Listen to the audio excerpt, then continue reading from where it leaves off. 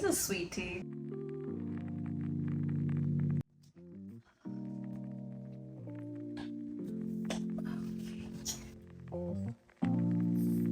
It's too hot for this. This is sweet tea. It's not hot tea, but it just looks 5-year in a mug. Hi, I'm Mel, and I'm a part-time Bolivian artist. I'm a former special education teacher, and I'm almost 31 years old. I don't know why that sounded like my introduction on Love is Blind. If you clicked on this video, first of all, thank you and welcome. Second of all, I'm wondering, are you also an artist? Are you also nearing or in your 30s like me? Are you also maybe starting over in life too? If the answer is yes to any of that, I wish you a lot of peace, success, and clarity if you're looking for it. If the answer is no and you just want to get to the dang drawing, I get it. Thank you for being here. Let's get started.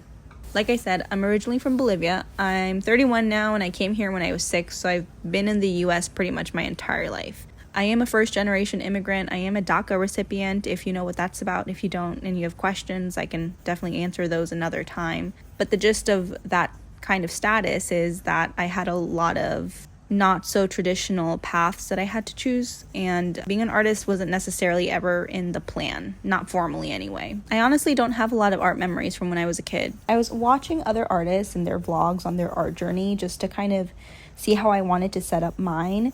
And one thing I noticed that they all had in common was that art was very omnipresent and consistent throughout their childhood years and adolescent years.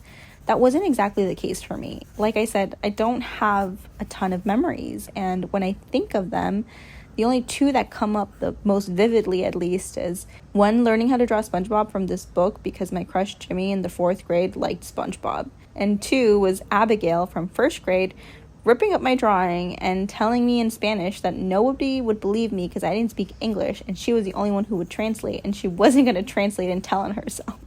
Very nice girl. And also, Jimmy, if you're watching this, I'm over you, I promise. So that's kind of the extent for a while. I definitely fell into, the Tumblr, emo, moody comics era when I was in middle school. I remember drawing things that my mom only described as creepy. There's bits and pieces of art throughout my teenage years, but nothing consistent. It was something I loved, but there was always another priority: school, family, and unfortunately, teenage relationships. I also wasn't amazing. I drew cute and creepy things here and there. I drew my share of comics and portraits. There was brief mention of wanting to be a fashion designer when I was 12, but considering all I wore was like black cargo pants, black tank tops with a plain black hoodie, I don't think I would have made it there. So, lots of gaps between projects. It was a very casual relationship that Art and I had, a situationship almost.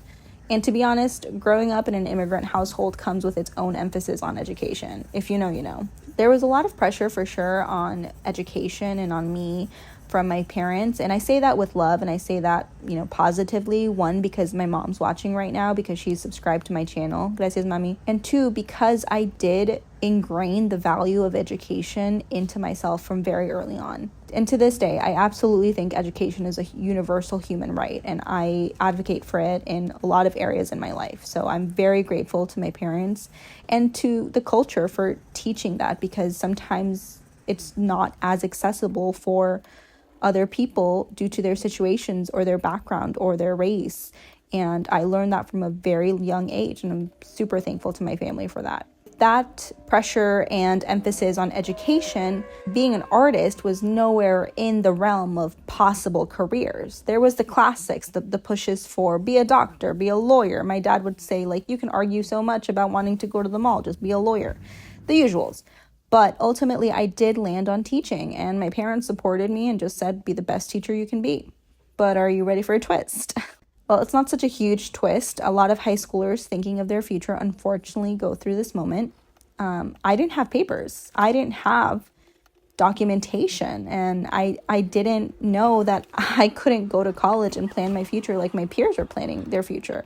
I had gone to school in Florida at this point, elementary, middle, and high school. And when I realized that I couldn't go to college because I couldn't afford it because I was being charged 3 to 4 times as much, I was aghast, so to speak. So I completely forgot about art. whatever little presence it had in my life at that point in time when I was 17, 18, and trying to deal with this unexpected but expected twist, I had to put it away. And I got to work because I needed to pay for school, because education was something absolutely sacred, something that was not promised. I worked doubles at this chicken place, and I picked up those giant rotisserie chicken spears and cut chicken all day and served and repeated and served and repeated. It was a lot and exhausting. And I threw myself celebrations and pity parties because it was hard. It was hard not being able to go straight to college like my friends. But I also had a lot of privilege. I had my family supporting me, and I was able to save money. Eventually, I was able to pay out of pocket for my associates. That was, I think, I want to say $20,000 just out of pocket, which sucked, but I did it. And eventually there was some legislation that allowed me to pay in-state tuition and give me some kind of paperwork, but it still didn't allow me to be a citizen. So that's another day. And that's another day's story, though. But because of that legislation, I did end up at a university a few hours from my family. And the day I went to sign up for elementary education, a woman came in last minute and she said they were looking for special education majors. And that was it. I was in. I interviewed with the head of the program. I met her nephew who had cerebral palsy. And I was absolutely in love with the subject. I would love to tell you that was my happy ending. But since you're listening to this vlog, and I started it with saying former special education teacher, I think you know how that probably played out. And it was wonderful. I learned so much. I was attached to so many of my students. But my first year of teaching ended with the world shutting down. This was in 2020. So from the context clues, I think you can gather where in the plot we are.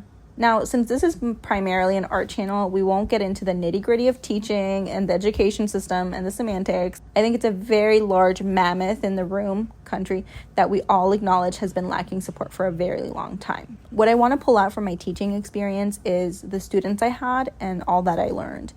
I worked in an inclusion setting, so I had high needs, neurodivergent students learning alongside neurotypical peers. And while that came with a lot of hard things, it was magical. I made sure my classroom was magical. And in the magic of my classroom, I had art kind of creep its way back in. I used to do guided drawings with my students when the school day was just too much for everything. We had sip and paints with apple juice and grape juice on many occasions. Some of my students couldn't communicate verbally, so I would make little doodles to help them communicate, and I would make them little stories. I would draw them custom schedules and notebooks. It was a very small way that art came back in.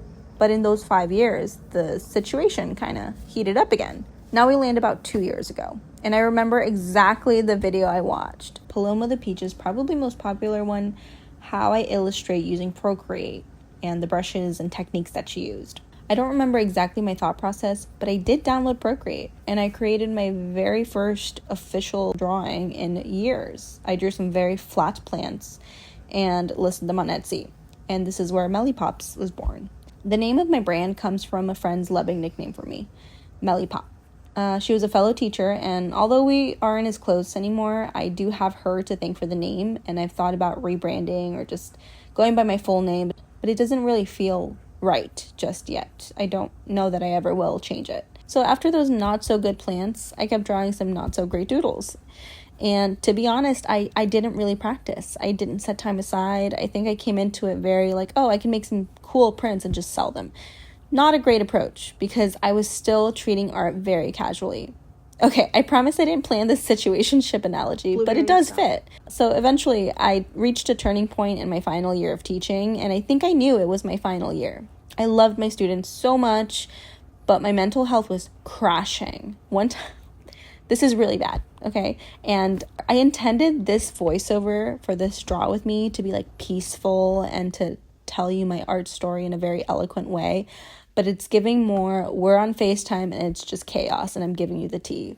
So here's the tea. This is bad. One time, driving to work, I had an allergy attack and had to stab myself with my EpiPen. Thank you, Starbucks. I'm pretty sure it was the cinnamon you put in my coffee.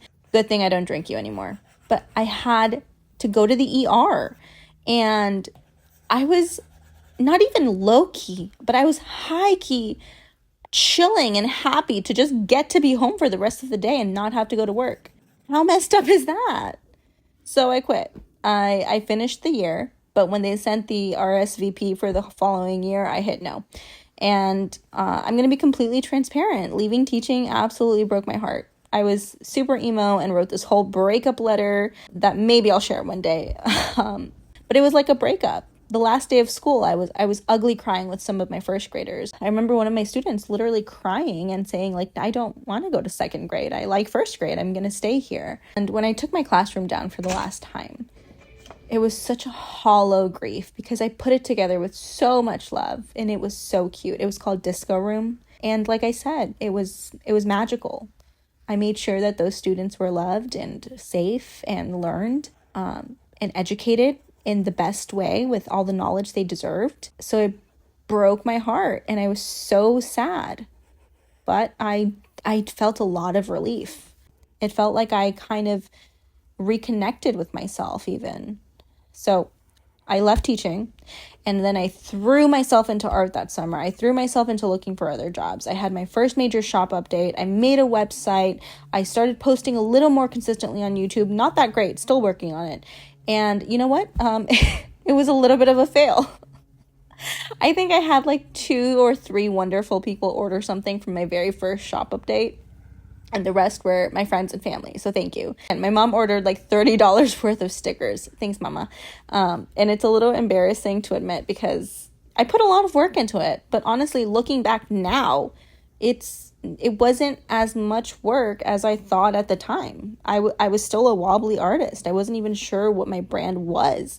I wasn't on my social media game. My art style was still developing. I was just kind of playing still. And so I understand, I think it's okay that it didn't land and hit like I thought it would. But I'm still here. I'm still trying. I'm still working on it. Since then, I've been practicing a lot more and I've been more social media present. I've been studying art more intentionally and just been more in tune in exactly what I want to be. I think I've also definitely gotten better. I think I've developed a sort of imperfect, textured style that I'm still playing with day to day. I think I've defined that I definitely want to illustrate children's books, so I need to expand and work on my portfolio. I think I've used my art for other passions too, like helping people or highlighting communities that need highlighting or issues that need eyes. I think I want to continue using my art for those kinds of things too.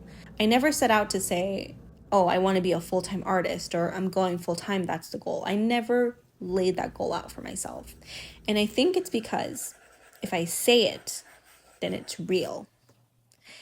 And if I fail, how embarrassing, right? But no, I don't think it's embarrassing to try. I absolutely don't. My dad repeats this saying in Spanish. He says arranca, and he gave me this pep talk recently because I had a really big project fall through and I was just down in the dumps. And arranca in Spanish, it's hard to give a direct translation, but I guess it would be start, but more so in the more so like take off, And when he was giving me this pep talk, he was saying how, well, you are good, but you're going to fail. You're going to fail once. You're going to fail twice. You're going to keep failing, but it's going to happen. Whatever you're doing, just keep trying. Arranca. So take off. Even if it fails, take off again. Arranco otra vez. So that's what I'm doing. I'm taking off. I'm not going to lay it down and say I'm going to limit myself to being a full-time artist, but I am an artist right now. If you are doing art of any kind, you're an artist too. All the choices I make moving forward, they're going to be in service of being a full-time artist. They're going to be in service of illustrating children's books. They're going to be in service for using my art to highlight social justice issues and for advocacy if I can. I want to have the time to continue working with students and to continue to call myself a teacher in some kind of way so I can use this special education knowledge I have, use these skills. I think the thing that I've taken away the most from this journey so far is that I am not in a box. You are not in a box. And these are things that we do. Essentially, they're choices. I can choose art every single day. I guess I'll give you my dad's speech that he said to me. And he said, arranca, take off. Solo tienes que empezar. You just have to start. And when things fail, porque van a fallar, because they will fail, arranca otra vez. Start again. Take off again. Sigue arrancando. Keep starting again. porque sí te va a salir. Yes, it's going to happen. So I say this to you if you're watching today and you're working on your own thing, whether it be art or whether it be something else, arranca, take off, start and then start again because it's coming. Okay, I'm going to shut up and let you finish the vlog in peace. I appreciate you stopping by. I hope you subscribe. I hope you like, and I hope to see you again soon. Sending you lots of love, and I'll see you next time.